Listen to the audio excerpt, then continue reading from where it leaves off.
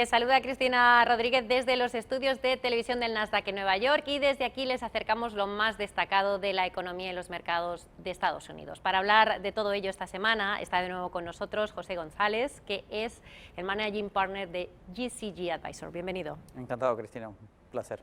Vamos a comenzar con las previsiones de esta semana que comenzamos. Tendremos que estar pendientes de varios datos, entre ellos el PMI Servicios de julio, el índice de precios al productor del mismo mes y del ISM no manufacturero del mes pasado. José. En general, los indicadores macro han demostrado o han confirmado lo que ya los mercados ven, que hay una desaceleración en la economía, que los niveles de crecimiento con los que veníamos del año pasado por la reforma fiscal se están normalizando.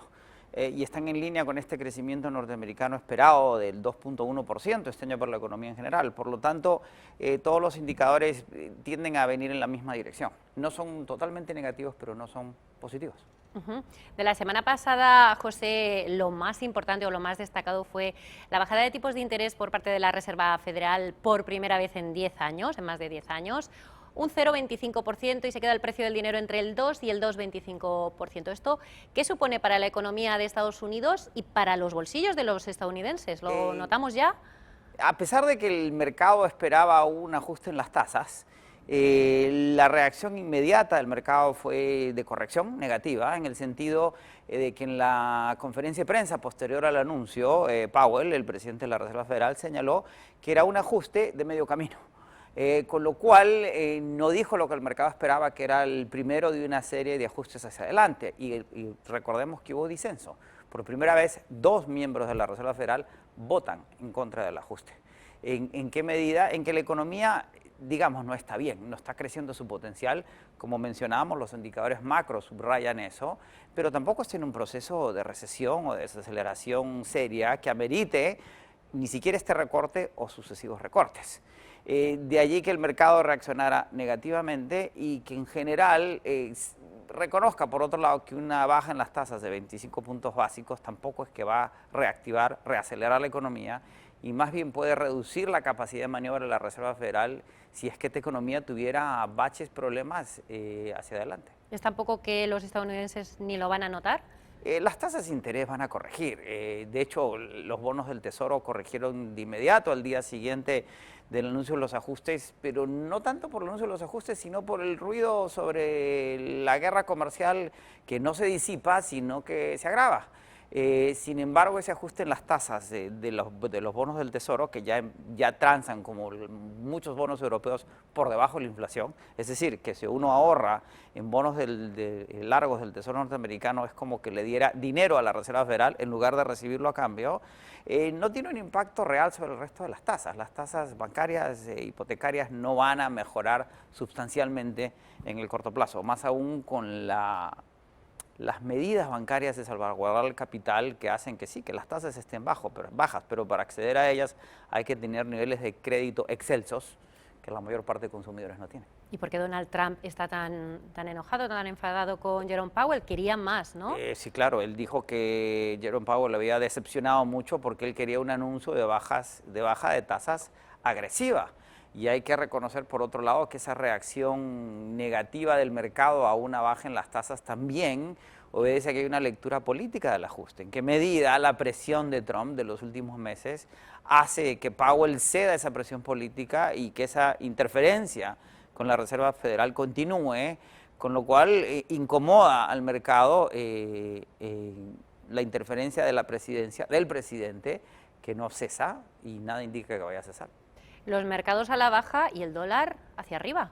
Sin duda. Con esta noticia de la Reserva Federal. Porque las decisiones del Banco Central Europeo, veremos qué hace la nueva presidenta del Banco Central Europeo, pero las indicaciones son muy claras de que en Europa se va a seguir teniendo una política acomodaticia de cara a la desaceleración europea o la falta de actividad en Europa, que es más severa que la norteamericana, con lo cual las tasas americanas, a pesar de bajar un cuarto de punto, siguen siendo más altas a nivel general. Por lo tanto, el dólar sigue siendo fuerte, que es otra cosa que le molesta a Trump, porque afecta a la balanza comercial.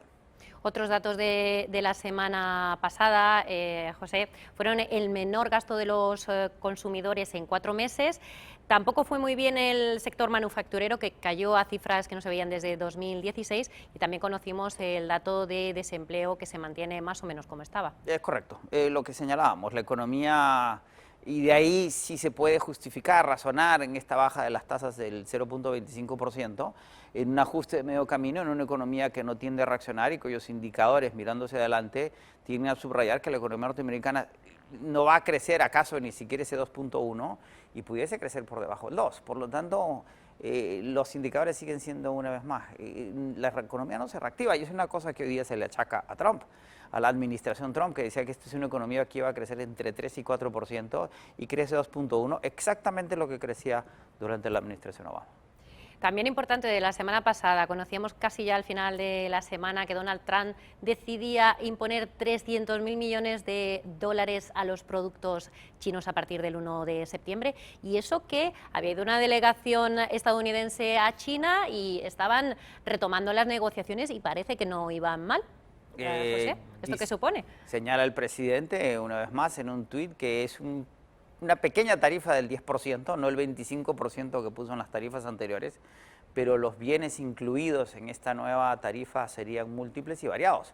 Ya salió Tim Cook, el CEO de Apple, diciendo que afectaría probablemente toda su línea de producción, que como sabemos vienen todas de China, porque el ensamblaje se hace allá, y la reacción del mercado inmediatamente negativa, en la medida, por otro lado, que la especulación de cara a esas negociaciones en marcha es que a ninguna de las partes les interesa llegar a un acuerdo, porque la actitud china tiende a ser, si lo que queda de la administración Trump, lo que queda este año y el próximo, ¿para qué embarcarnos en una negociación que nos va a hacer daño si puede haber un cambio en la administración norteamericana con la cual negociar mejores opciones?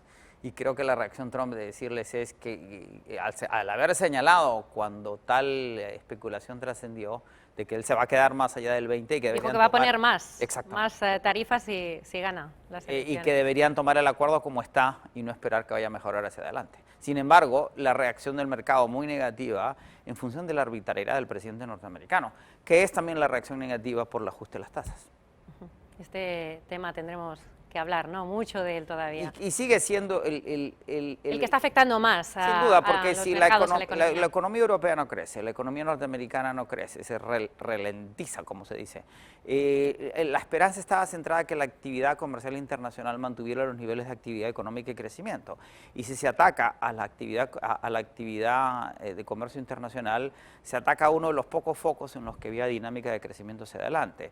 Por lo tanto, el mercado empieza a corregir. Recordemos que se habla de la boca del lagarto, que eso qué significa, que las tasas de los bonos norteamericanos tienden a ajustar por una reacción al temor al riesgo futuro, y las acciones seguían subiendo. Y la tesis es, algo tiene que corregir. Si las tasas bajaron, el mercado tiene que corregir. Y es exactamente lo que vimos al cierre de la semana pasada.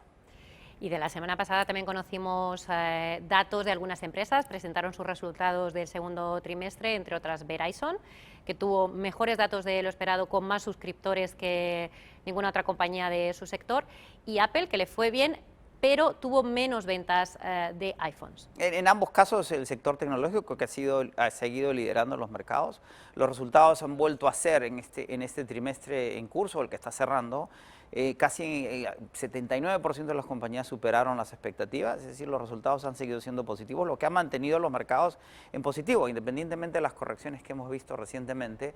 Los mercados siguen teniendo resultados positivos en lo que va del año.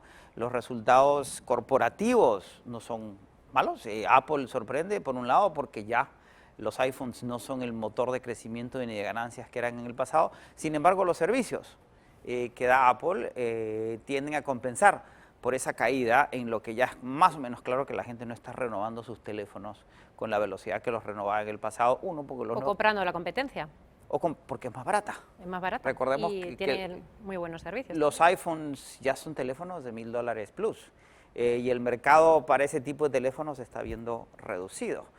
Sin embargo, las compañías siguen avanzando, siguen teniendo buenos resultados positivos, lo cual mantiene al mercado en esta expectativa entre los indicadores macro, el ruido político y corporaciones que siguen dando buenos resultados.